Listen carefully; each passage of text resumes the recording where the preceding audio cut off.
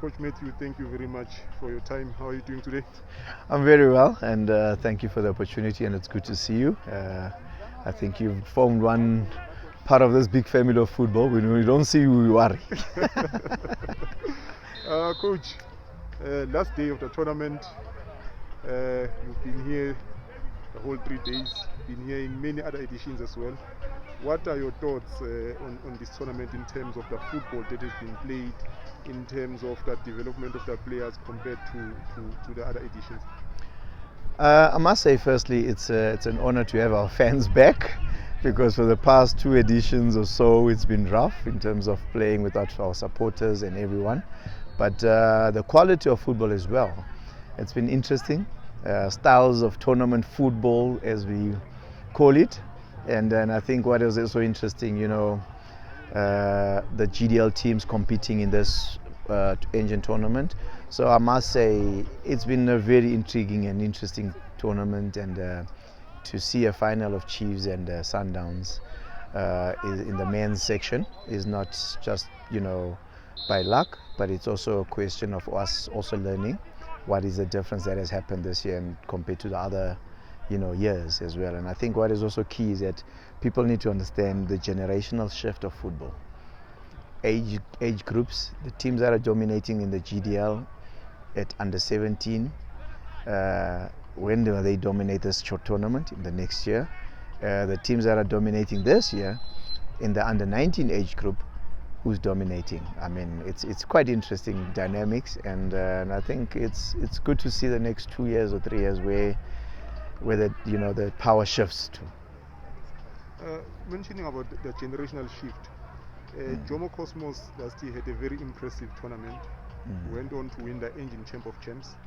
They came back this year. They are knocked out very early, and you noticed that some of the players that were more prominent, the Abo ACN, Abo Ngolo Kante, and others are not with the team because of age now. How important is it to group the under 17s and under 19s so that there's seamless progress? There's already not when the others graduate, the team starts building from scratch. And I think that's the key thing when I speak of generational shifts, because if you look at teams that brought DDC teams last year, I for one speak for TS, we had mostly DDC players that have graduated to the first team. So this year it's a reset process, where you have to start focusing on bringing your 17s for the exposure and experience. And then you look at Cosmos as well. They're in a rebuilding phase. There is no way, if their 17s were good last year, we would have seen a different performance in the GDL. But unfortunately, because of COVID, teams could not reset the way you would have wanted to because of the restrictions and the amount of football that was played by them last year. So as I'm saying to you, the nice part is to see next year, because then we are going back to normal. So hence I speak of the dominance of the under 17 this year in the GDL. It speaks volumes to say, for me, that's an indication who's going to dominate the following year of the under 18 tournament. And this year, who brought the DDC teams, players that will graduate to their first teams and move like what you said with Cosmos. So Supersport did the same move 2-3 years ago. People were, Supersport is gone weak, but what did they do? They reset. This year they're in the semi-finals with the youngsters, and that same group of players that brought 2 years ago is the same group that is moving up. So that generational shift that I'm talking about also creates an excitement, because if you do not focus on your 17s now or your 15s, then at some point it will catch up, next year. So it's quite interesting with that said. And when you look at the dynamic of this year, Sundowns, how many players have they brought in? Youngsters. And I mean, if you look at the teams that have brought in 208s, 207s, then there's the teams that you can have to watch next year, because those boys will get the punches now, but I can guarantee you next year we'll be talking something different. It will be also nice, interesting to see school, how their 17s doing now and going forward next year. So and I get excited, because then I want to see, and the people think we are only 5 months or 6 months again, we reset and prepare for next year. And in July we are back here, and so I'm actually keen to see how it goes next season as well. Coach, speaking about the break or the stop and start during COVID, its impact on football development of young boys, because what I've learned over a period of time from you guys is that important for these boys to be constantly playing football, to be in competition at all times. That is how they develop. Now that stop and start, how did it affect that development, and what have you done as coaches now to try and speed up the process so that you can recover that time that was lost during that period of COVID? It's a challenging time that we went through, and I feel at times very sad for that particular age groups, especially your under 17s that did not play competitive football for 2 years. And in terms of leagues, I mean, a player needs to play 30 games or so for him to be, in that development process of maturity, growing in it. So some didn't play, and as we speak, it's how then we now phase them into under 19s, how we phase them into under 17s, and if the structure was correct in terms of your processes of growing them into the structures higher. So we stand here and we look at the quality. I'm actually impressed, I must say, that some teams have managed. And I mean, a player that you saw 2 years ago as short as this, now is a big boy, physically built and everything. And also being able to sustain the part of the technical side of their development and everything, and the physical side. So we've had a challenge, and I think for me it's more games we play, and like these kind of tournaments where we have now the playing for positions as well, because you don't just come in and go home. So you have to play 6 games or over the weekend of 3 days. So which is quite good, because then it speaks of your your conditioning, your players' growth, how they've grown, and I must say, I feel sorry for these young boys and girls that missed out on 2 years of their development, because there's no way you can bridge that. And I think if it was instant porridge, we would have said, you can put in a cup and they're back and running. But we have to look at ways of, we were having a chat yesterday with one coach saying, if a player has deficiencies at under 18, how do you fix it? Because that player is supposed to be DDC material, supposed to be ABC, SAB. So you look at yourself and you say, hey, it's a challenge that we have to go through. But I'm happy some boys have responded positively. Coach, coaches normally speak about the importance of playing football for these youngsters, because they're learning. The game situations are where they learn most. You can teach them at training, you can try to simulate those game situations at training, but the game situation is where you want them to be and to improve. But can you make us understand the technicalities of why it's important for them to be playing, and also address the issue of loading, because we hear a lot about, hey, don't overload the boys, get injuries and so on. So we don't understand the technicalities in finding the balance in playing more games and also managing the load on the boys. Yeah, and I think the question of load, I'll start on that part, and I think it's periodizational cycles that clubs use. How do you prepare from that COVID break? How enough time did we have to prepare for GDL start, if that was correct? And then also in that GDL league, how many games are we playing? I mean, we are now in July, we've played 10 games in the league. We have cup games in between, which I applaud our administration for also adding on that dimension of the cup games. So in 1 month, the child plays more than 10 games, and that is key, because you also just want to train. You got to see how do they apply your teachings, the training, and seeing also the growth in decision making in a game, because that's when you as a coach, you identify the deficiencies and the shortfalls of these boys in game moments. Do they identify certain things? Do they learn? And then that can give you a clear understanding of what you need to do, fix at training. And more games then give you an indication that, okay, the young men and the young girls are learning. And for me, 30 games is not negotiable. It's something that a child needs to play, and in a year. And then you'll be able to say, he is mastering or he's not, or he's growing or he's not. So it's quite a difficult situation, but I'm happy that you have your SABs running the leagues as well. Some teams are using under 18s, some teams are using under 19s. So also that part, it becomes a much add-on, for the boys as well. When off-season GDL teams, some players go to DDC. If PSL clubs, they use youngsters at DDC, so it becomes more games for them. And the load for me, I don't want to lie to you, a child is a child. I mean, we used to play in the street for how many hours, and you come back only when you're hungry or when you're dirty, you must go and sleep. So, we tend to make this football scientific at times too much, but the fact of the matter is how you manage your periodization cycles, how you design your training schedules and the models of the club. And for me, we are here. Kids are playing 6 games in 3 days. I don't think the quality has dropped. You might have your different view, but I don't see it. I've watched the ladies' game just now, Sundowns versus JVW. Sure, the intensity is still hard. Exactly. So we are saying then in 6 games in 3 days, the girls are well conditioned, the boys are well conditioned. And if I say today, there's very minimal injuries that we witnessed in this tournament. And for me, that is key for us to say, okay, then we are doing something correct in terms of our loading and underloading and all of those issues. I mean, so for me, kids are kids. They play football and they leave here, they go and play somewhere.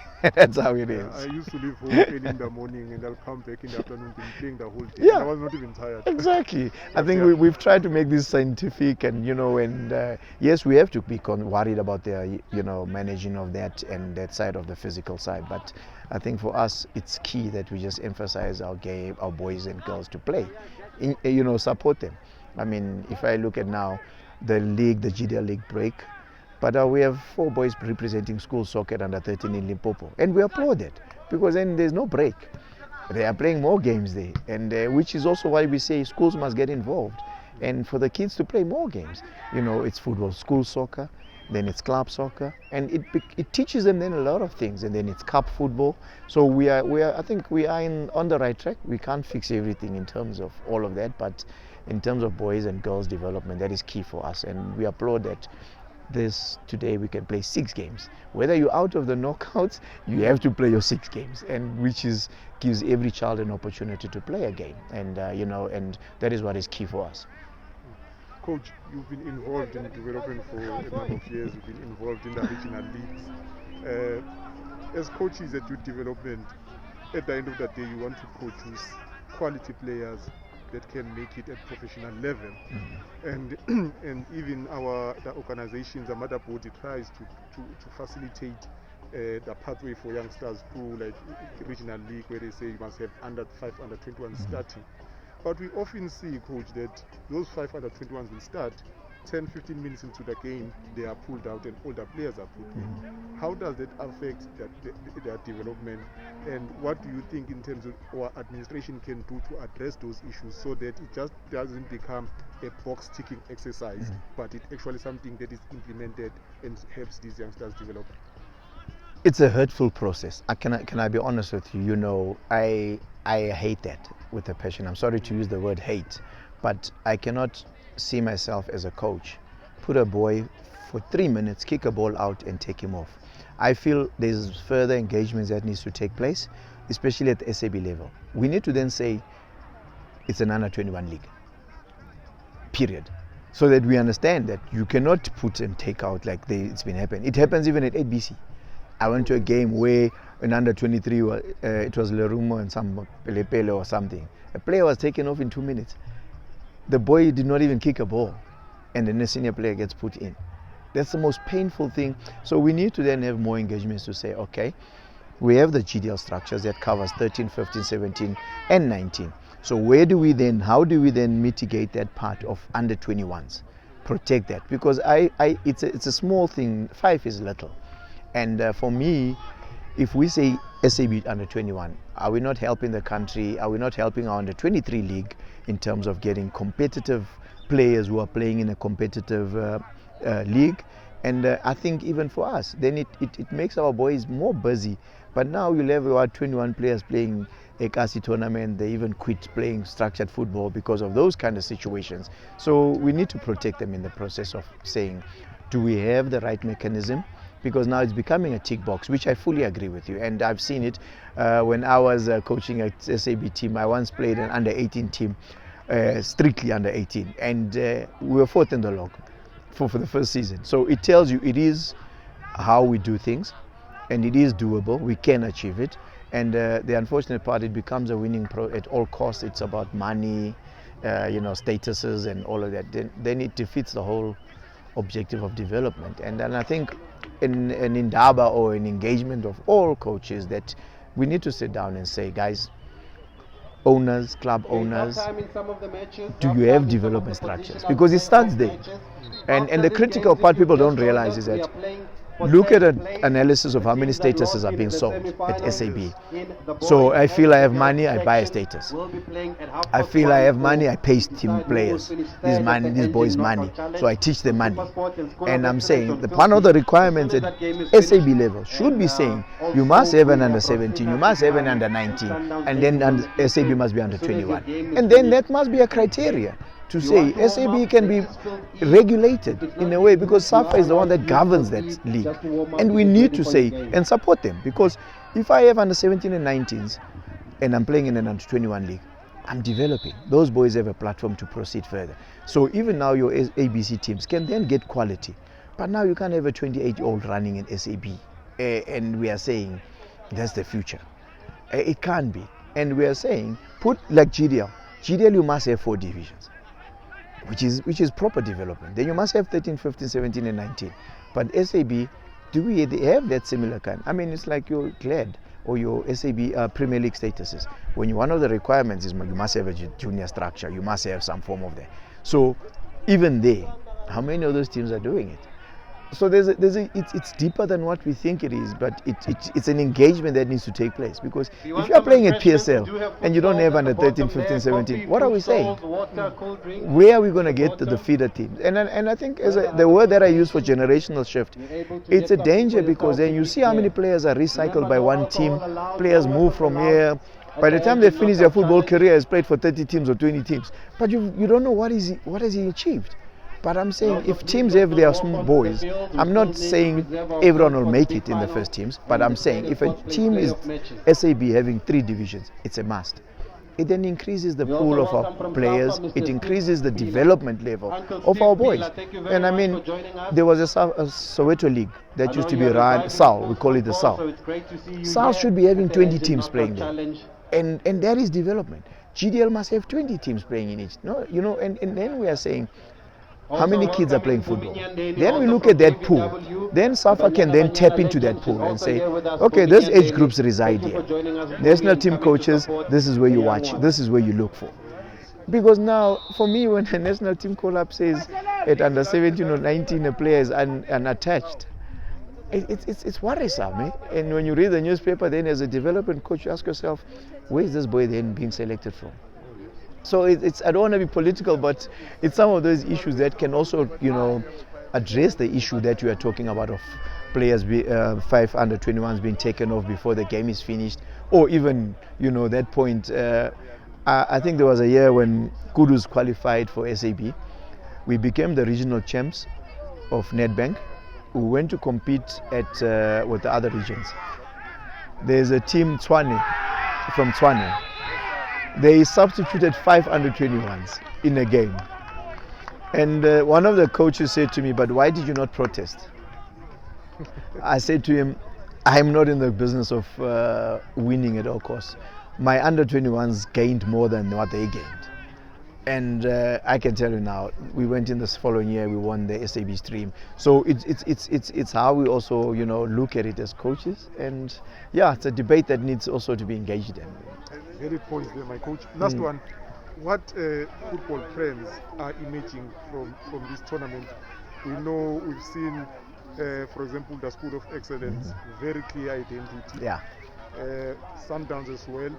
But what would you say in this tournament is that dominant tactical approaches that are emerging and clear to say in this tournament? Most teams, this is how they play, and how are those trends aligned to world trends that you see? Because I know you coaches, they watch a lot of football every day. You know what's happening. Yeah, so what are your thoughts around the trends developing here? No, as I said, I mean, if I look at the game against Panorama Pirates game, I don't know if you watched that one, 1-0 Panorama, and then you look at the trend where they say Route 1 football. It's also a tournament game. 3 touches is a goal. Then you look at school, build up, play from the back. They don't lose their identity. Even now against Kaizer Chiefs, it comes with risks. They took the risks and they continue to do it. And then you look at high pressing teams, high energy players and all of that. So it's interesting. And it's, as our coaches always say, do not lose your identity, which is key. Because if you lose your identity, you'll have a problem. So I'm thinking it's interesting, the European influence and the local influence. You see it. Teams from Soweto, you'll see how they play. The Soweto team is here. Also adapting to a different style of football, which is you expect the classic team to dominate games in terms of possession. They don't, and then they hit 3 touches, it's a goal, and they win a game. So it's interesting that we are losing that kind of identity all around. But I mean, I'm happy that we are challenged with those situations all around. So, you know, I'm happy with the trends and the coaches, how we're doing approaches to games and the culture of the clubs. Coach, thank you very much for your time. Really appreciate it. Always knowledgeable and give us valuable points. Really appreciate it, my brother. Thank you so much, my brother. Thank you so much for your contribution.